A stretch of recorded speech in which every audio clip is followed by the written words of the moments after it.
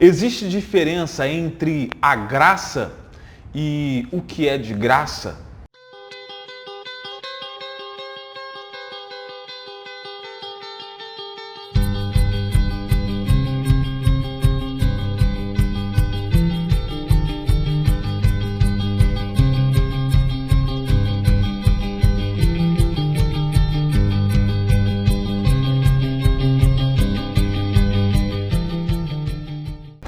Queremos justiça. É esse o tema da nossa conversa nos pequenos grupos multiplicadores desta semana, a segunda semana de 2020.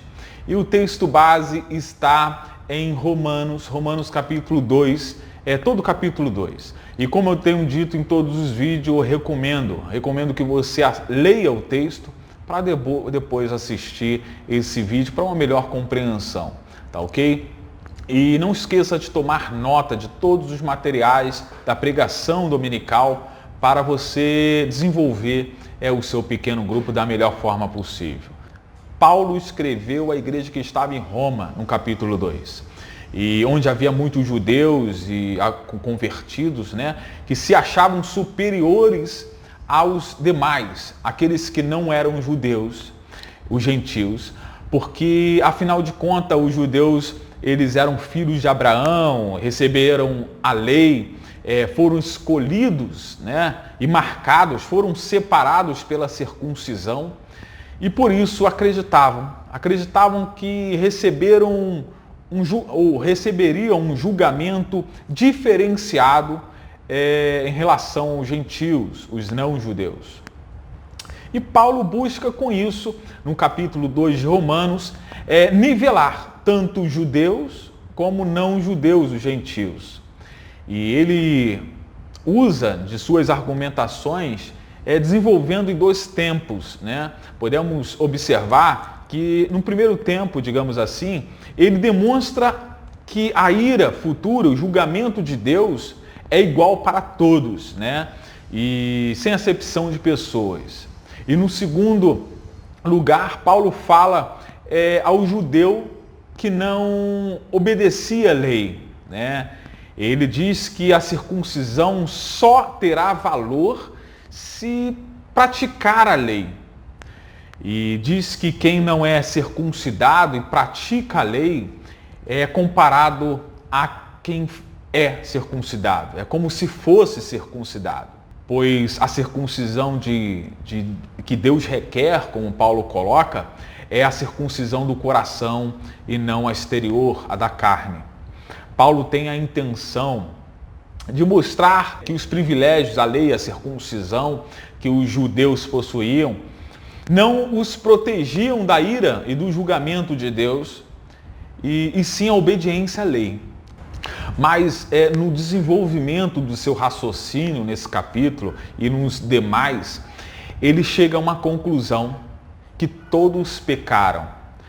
Transgredimos a lei, e tanto judeu como gentil, e Deus julgará a todos com sua reta justiça, E só nos resta a graça de Deus e através de Jesus Cristo que podemos escapar do julgamento vindouro.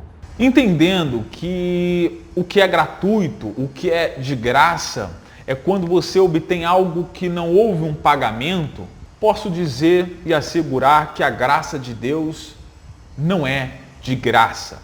Porque houve sim um pagamento, Alguém pagou por nós, alguém pagou por você, esse alguém foi Cristo Jesus. E eu gostaria que você desenvolvesse, em cima desse capítulo, desse tema da lição, desenvolvesse um raciocínio e uma conversa no seu pequeno grupo.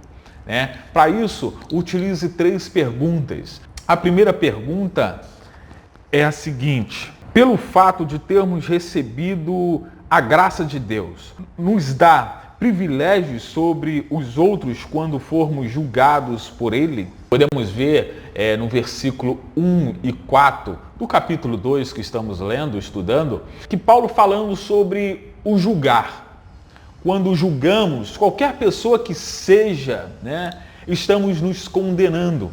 porque praticamos a mesma coisa do que a pessoa que estamos condenando, julgando. É através da bondade de Deus que somos conduzidos ao arrependimento. Isso Paulo fala, né?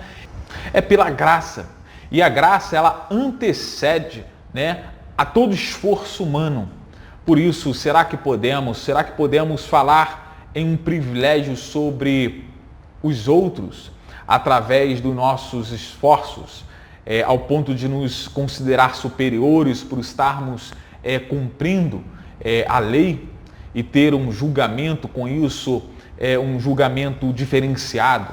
Lembre-se que o próprio Paulo vai dizer que ninguém será justificado pelas obras da lei, pois elas apenas nos dá conhecimento do pecado.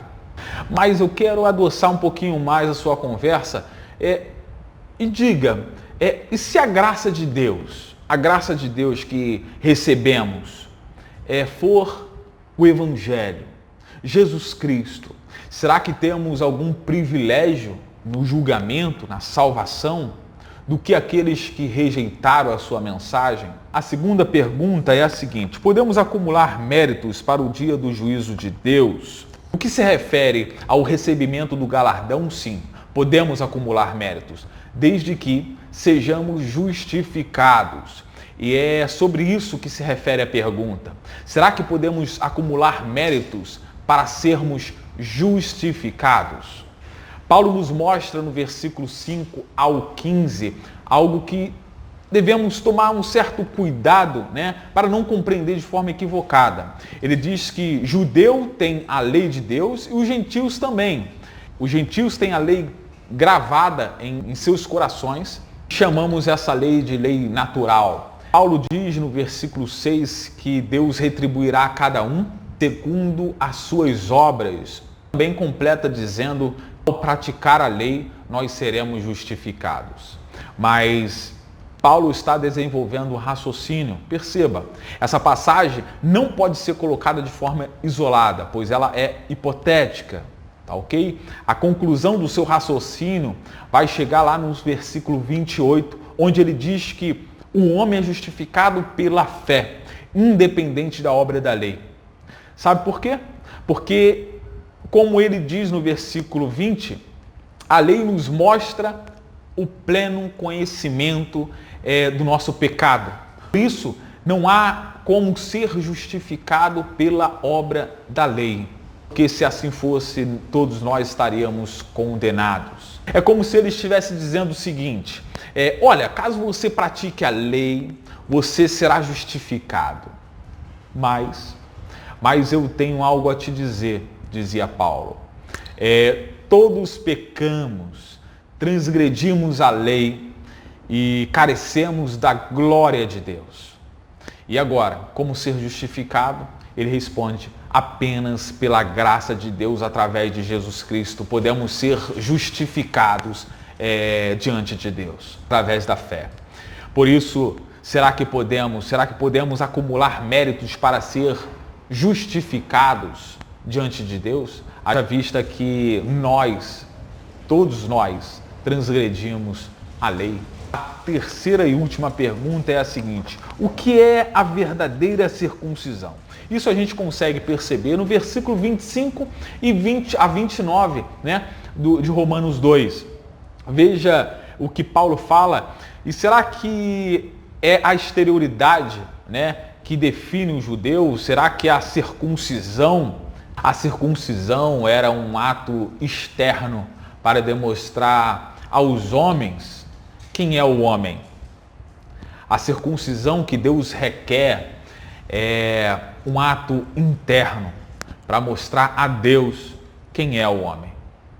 Eu gostaria que você desenvolvesse, em cima dessas 3 perguntas, um diálogo construtivo e abençoador no seu pequeno grupo, tá ok? E essa foi a dica da semana. Fique com Deus, fique na paz.